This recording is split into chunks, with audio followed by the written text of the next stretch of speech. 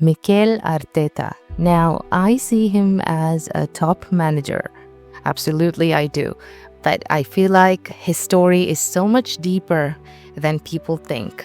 The most interesting thing is that even at the start, a lot of people had doubts. I mean, think about it.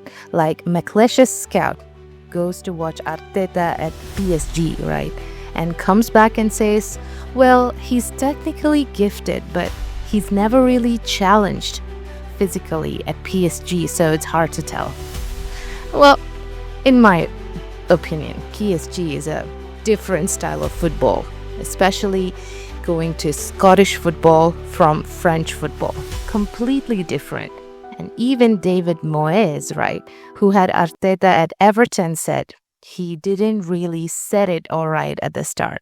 So, there were these doubts there.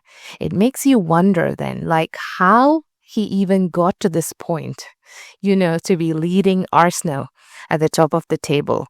I think what we're seeing right now is really just like a testament to this guy's mental strength, this ability to adapt situations, leaving home at 15 to go to Barcelona's academy. Crazy, right? Handling the pressure of Rangers, that penalty incident on the final day of the season. I mean, that takes guts, man. To step up as a 21-year-old and take a penalty, yeah, with the title on the line and to win the title and with the veterans on the pitch. That's insane. And then adapting to the Premier League at Everton. That's not an easy transition, not at all. This is why I liked it so much when The Guardian called him a Basque boy with British DNA. I think it perfectly captures like the blend of influences on him, yeah? Because British football, it's got this legacy that kind of resonates in Basque country. And Basque players are known for that fight, that spirit, right? So growing up in that Basque environment, but then also playing in Scotland and England, he's got this unique fusion of that technical finesse, but also that tenacity you see today with Arsenal on the pitch. But one thing that surprises me is how much they rely on set pieces, right? You think Barcelona background, you'd expect that tiki-taka, yeah, beautiful flowing football. But they're winning. They're winning in a very efficient, almost not pretty way. And it's funny because just like Guardiola at Man City uses 4 center backs, even though he's known for possession-based football.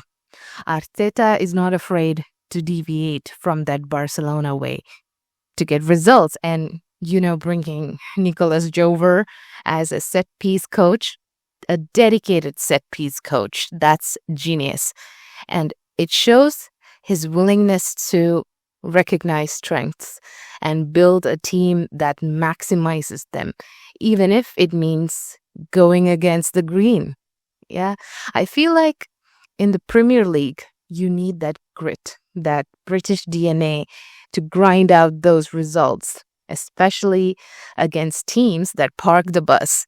But going back to this idea of him being a student of the game, there's this moment that I just cannot stop thinking about. So, it's the year 1999, Barcelona friendly. Arteta subs in for guess who? Pep Guardiola.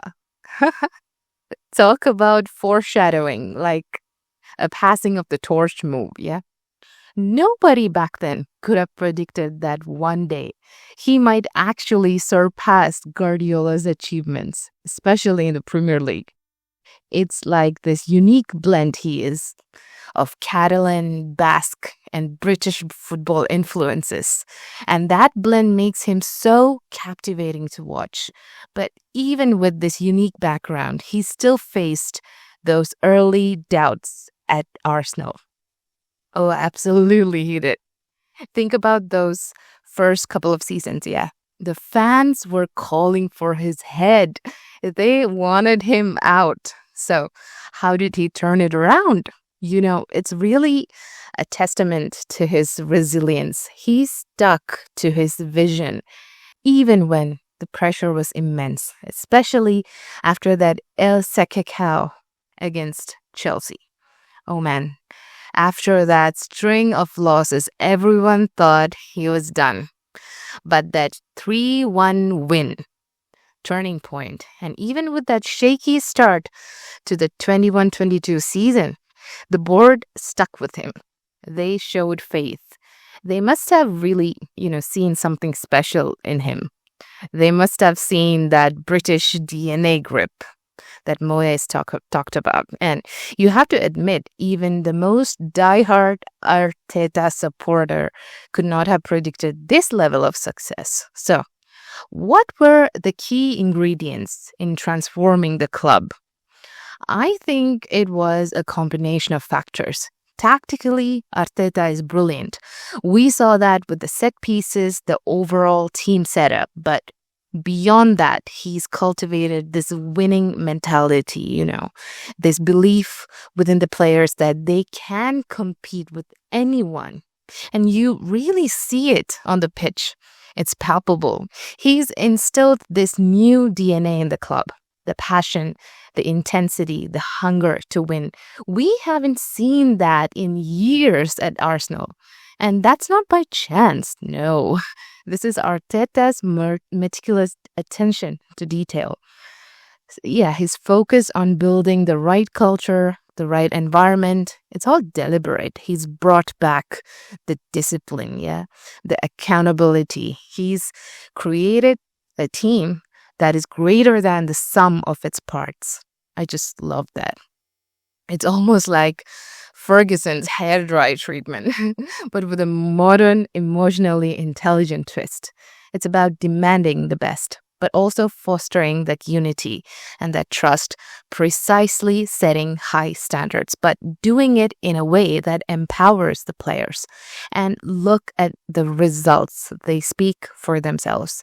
Arsenal are back at the top of the Premier League, challenging for major trophies. Arteta deserves immense credit for this. He is an incredible turnaround. It is.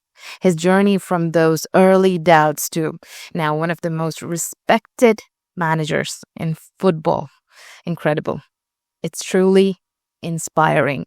It just goes to show what perseverance, adaptability, and a constant desire to learn can really achieve.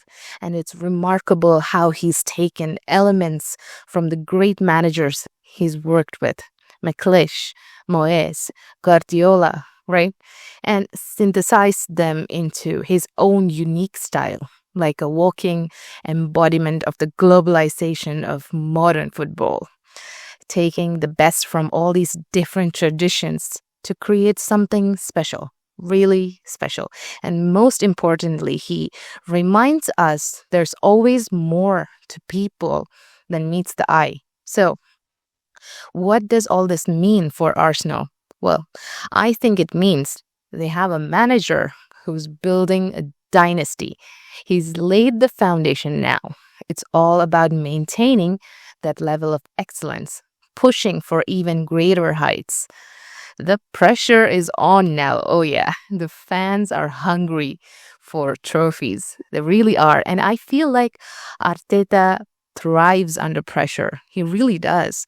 But it'll be fascinating to see how he navigates the challenges of sustained success, like managing expectations, keeping the players motivated, dealing with the media. That scrutiny is no joke. It's relentless. But if anyone can handle it, it's Arteta. He's shown that mental fortitude, the tactical nous to weather any storm. He's learned from the best. He's got Guardiola, even Wenger during his playing days, from his, playing days at Arsenal. So yeah, he's absorbed all those experiences, forged his own path. And for Arteta personally, this just feels like the beginning of what could be a legendary managerial career. He's accomplished so much, but that hunger, that drive, it's still there. It's still burning bright. Who knows what he's capable of achieving with his unique blends of experience it influences. This is an exciting time to be an Arsenal fan. And it's all thanks to this seemingly quiet, unassuming guy for San Sebastian.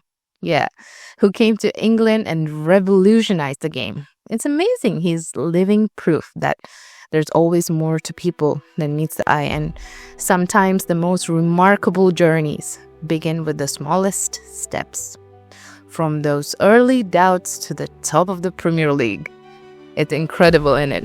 Arteta's story is one of resilience, adaptability, a relentless pursuit of excellence. It's a story that reminds us to never underestimate the power of dedication and the importance of embracing diverse influences. We at Pundit Habibi cannot wait to see what the future holds for Arteta and Arsenal. Go Gunners!